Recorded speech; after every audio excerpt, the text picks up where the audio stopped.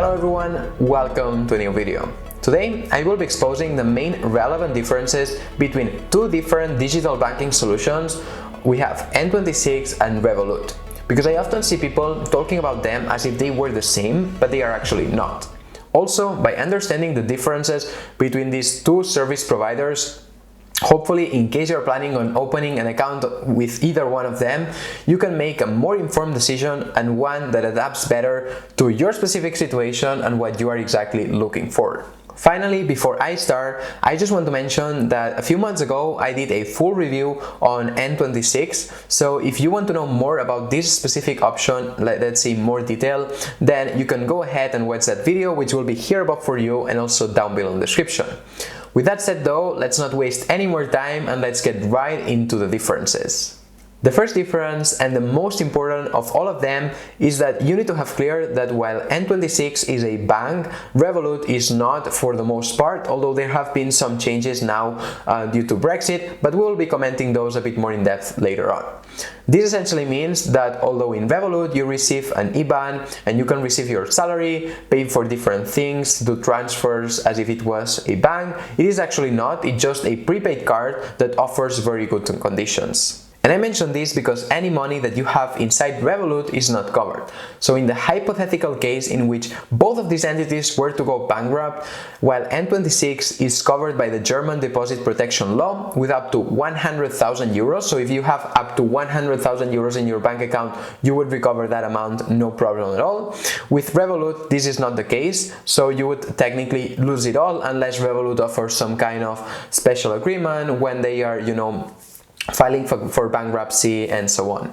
This though, as I said before, does not mean that Revolut is a bad option. I just think that it's worth knowing that Revolut at the end of the day is just a prepaid card, and probably by knowing this, if you choose to go for this option, you will not keep 20,000, 50,000 or 70,000 euros in it because they are not covered by anything, and instead maybe you will keep transferring money little by little as you need to spend it with that card or use it when traveling or whatever it is. Also, regarding what I mentioned previously of Revolut, because actually Revolut is a UK company and the changes that happened due to Brexit, actually since April this year, so basically right now, it is also a licensed bank in Lithuania, Poland, Bulgaria, Croatia, Estonia, Greece, Latvia, Malta, Romania, Slovakia and Slovenia. So if you are in one of these countries and you select the option to open a bank account, you will have really a bank account and you will be covered by the respective laws that apply in that specific country, which I think that if you are in the European Union,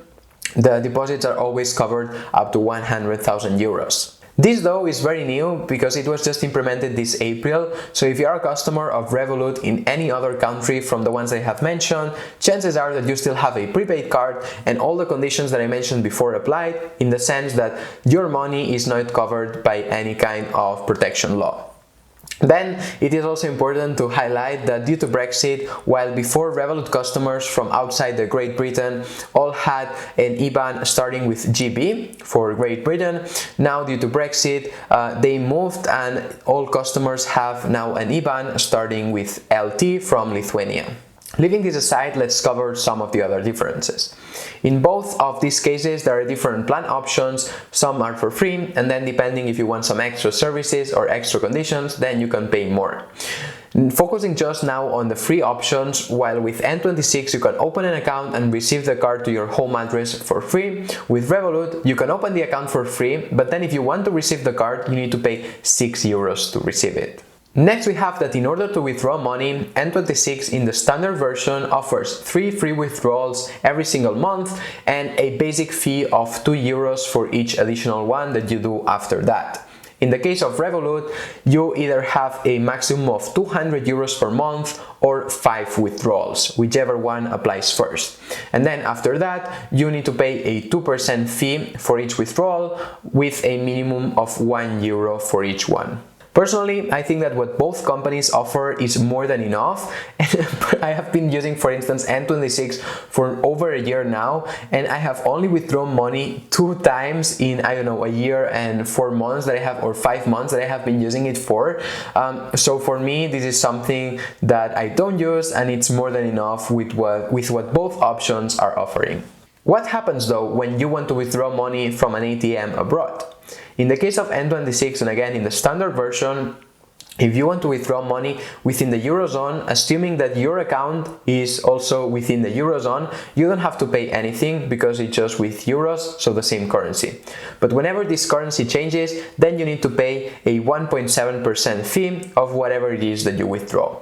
For Revolut, if you are in a country using a different currency from your main one, although in the Revolut app you can keep many different currencies within it, but assuming that you just have one main currency and you are going to a country with a different one, then just when you go to the ATM, the exchange rate will apply at the moment. They use the interbank exchange rate, and for the first 1,000 euros every single month, you don't have to pay any extra fee. It's just using that, and then everything on top of that, it's a 0.5% fee. And all of this is within the week, because in the weekends they have a 1% fee on top of any withdrawal that you do. If you want to pay with your card when you're going abroad, in the case of N26, you don't have to pay any fee, and it just uses the MasterCard's exchange rates. While in the case of Revolut, it is what we just mentioned earlier on, that you have 1,000 euros a month which are for free, and after that a 0.5% fee is applied, and they use the interbank exchange rates. Moving to a different thing, imagining that you want to do international transfers in a different currency. In the case of N26, it partners with TransferWise, and in their case they don't charge anything, N26 themselves, but TransferWise usually charges between 0.3 and 0.5%. Instead, in the case of Revolut, it is again the 1,000 euros every single month plus the 0.5% fee afterwards. Another difference between both is regarding cryptocurrencies. With N26, you cannot buy any cryptocurrency using their app, nor store them inside it. Instead, with Revolut, you can buy them and have them in your app. However, I would not advise anyone to use Revolut to buy and sell cryptocurrencies for several reasons. The first of all is that they have a very small selection of cryptocurrencies. Secondly, when you actually buy the cryptocurrency, you can only use them or have them inside your Revolut app, but you cannot transfer them to other exchanges or wallets outside of this app where you can use cryptocurrencies. Then actually this is also partly because when you buy these cryptocurrencies, you only have the rights, but you don't own the cryptocurrency yourself.